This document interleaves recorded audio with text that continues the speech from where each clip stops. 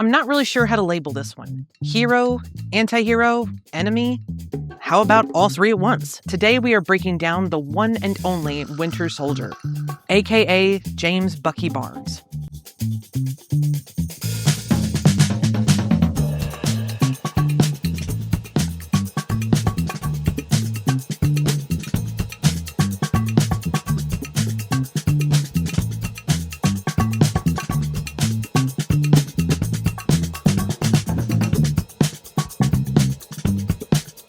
Hey everyone, and welcome back to Marvel Monday.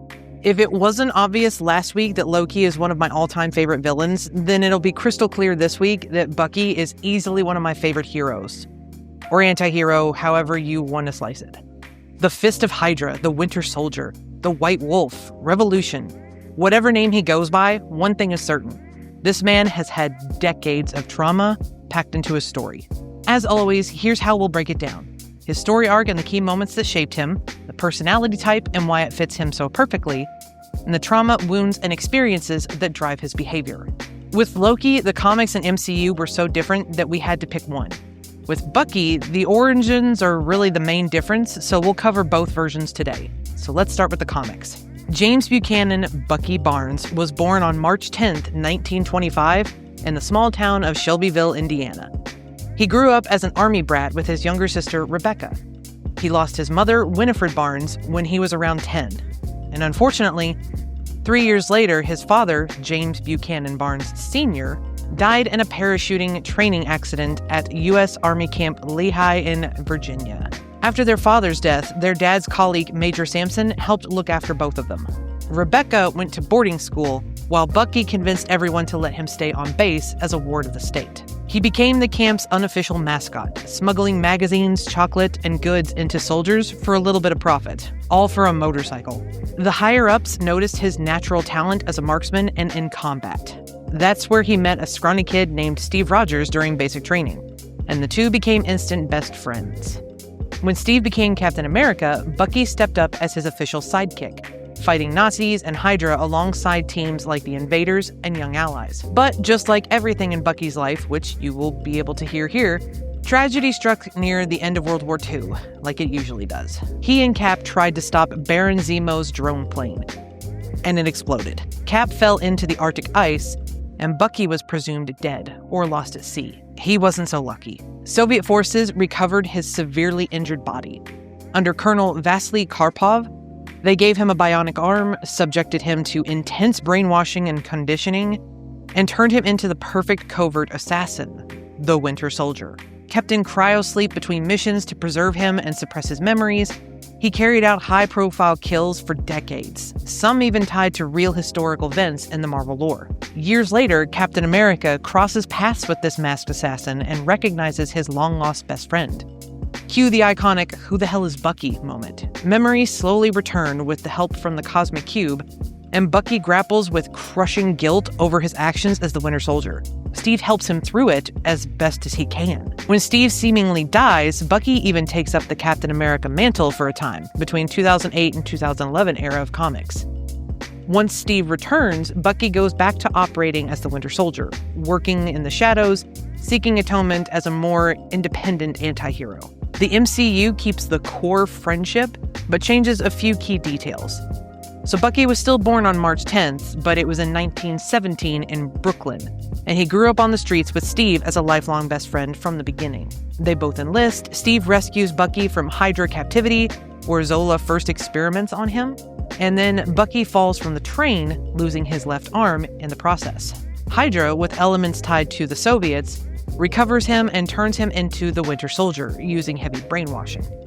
The MCU adds those chilling trigger words that are in the Civil War movie, making the loss of control feel even more visceral and terrifying compared to the comics' Soviet conditioning. One big thing the MCU sadly underplayed: Bucky's on and off romantic relationship with the Black Widow, or Natasha Romanoff. In the comics, it's a major, complicated love story that is still going strong. They're still together in the current New Avengers run. That dynamic adds so much depth to both characters, and I will die on that hill that it deserved screen time. I feel like it would have given him a little bit more of a human feel. Now, what's Bucky like underneath all the trauma? Hear me out, this is pre-trauma Bucky that we're talking about mostly, so before Hydra or the Soviets stripped him of who he was.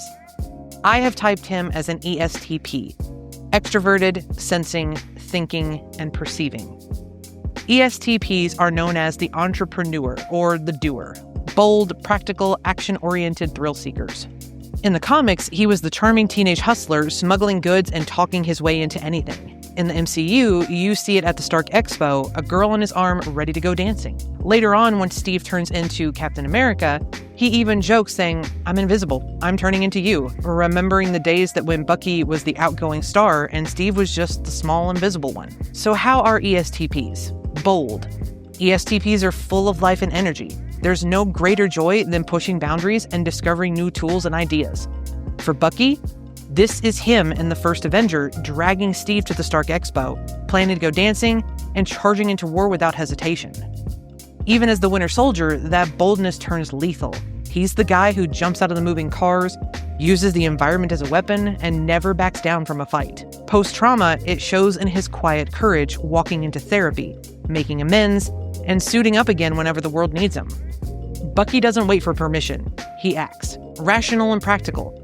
These personalities love knowledge, but it's only if it's actionable.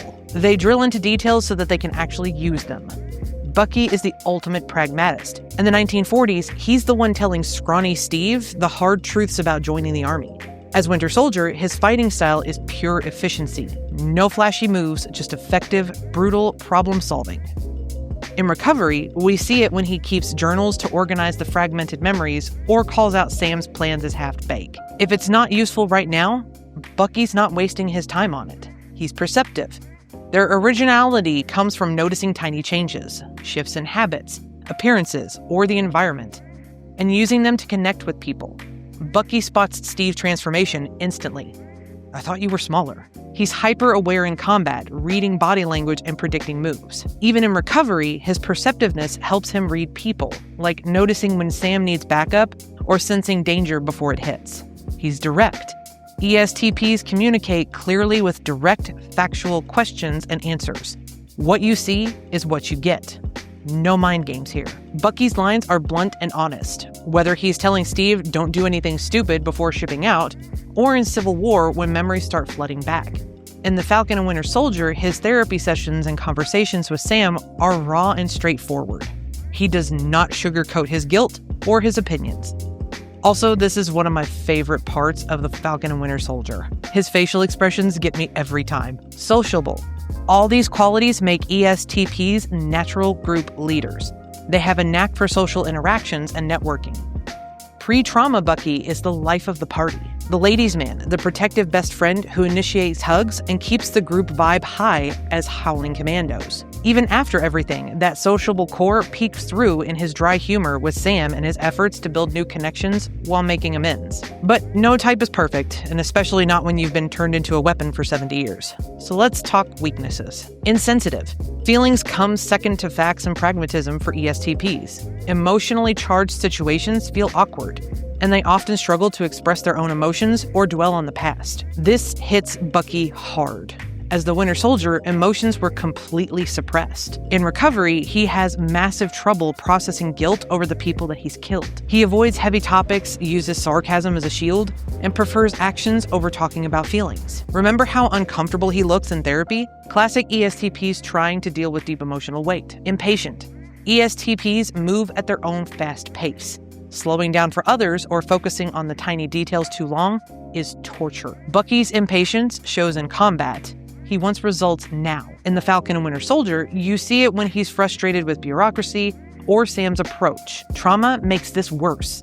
He's impatient with his own healing process, wanting to fix his past overnight. Impulsive. That impatience can lead to jumping into risky situations without thinking about long-term consequences, sometimes chasing thrills to fight boredom. Pre-war Bucky was a bit of a thrill seeker.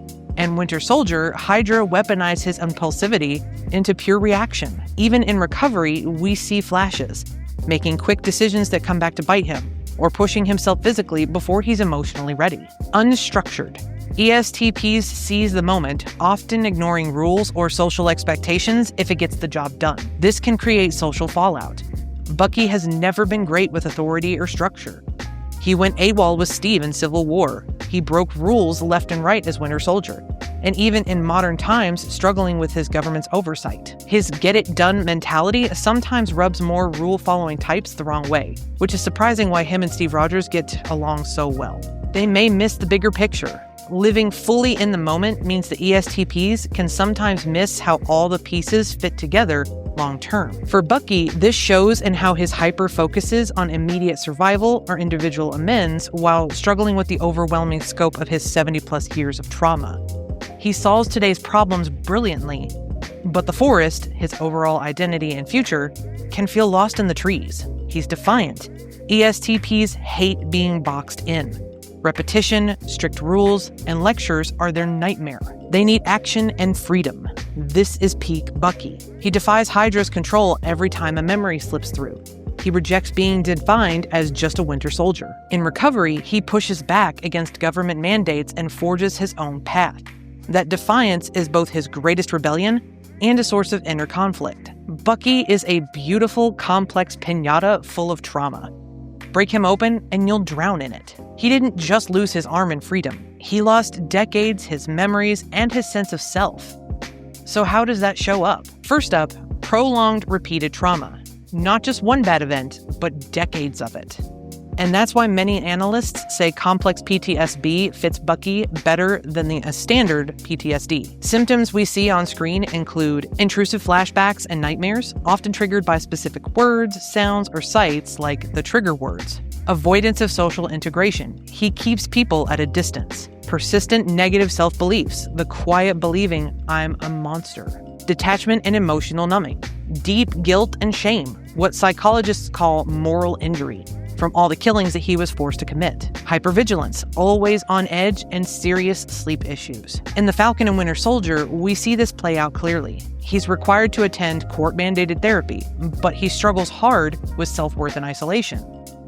His apartment feels empty, his interactions feel forced, and the weight of his past never really leaves him.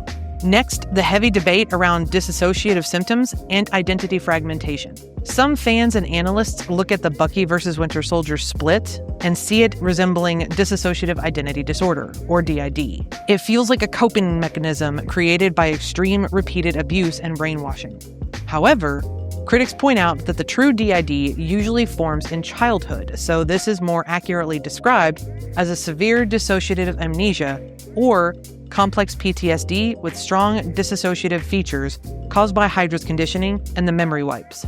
For a long time, Bucky has almost no full awareness of what the Winter Soldier did, until those memories start crashing back in. Another powerful element is the emotional regression and loss of personhood. The repeated memory wipes and cryo-sleep sessions regress him to almost a childlike state. Impulsive reactions, frustration when things don't go as planned, minimal speech, and that cold habit of discarding items or people when he's done with them. The pain from all that conditioning literally unmakes his identity, turning him into little more than an object or a weapon. It's heartbreaking to watch. Steve's unwavering belief in him becomes the turning point that starts restoring Bucky's sense of agency and humanity. Finally, the guilt and self-destructive tendencies and hard-won redemption arc. After Wakanda removes his triggers and he regains his memories, Bucky is hit with intense guilt, even though he had no real control. That weight doesn't magically disappear. He seeks redemption through making amends, like the Notebook of Names, continuing therapy, and building real relationships, especially with Sam Wilson. Their partnership becomes a lifeline. Also, a little fun fact, Sebastian Stan actually researched PTSD and spoke with veterans to prepare for the role in the MCU, which is why so many survivors say that Bucky's portrayal feels authentic and validating. Bucky Barnes is a complex war veteran with a heart of gold that has been beaten down, but never fully broken. That man deserves his redemption, his peace, and his life back.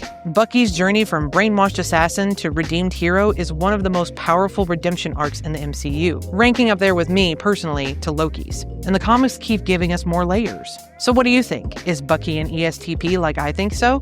Or do you see him as more of an ISTP in his quieter phases? Did the MCU do his trauma justice? Or do you wish that they showed more of the comics' Winter Widow romance?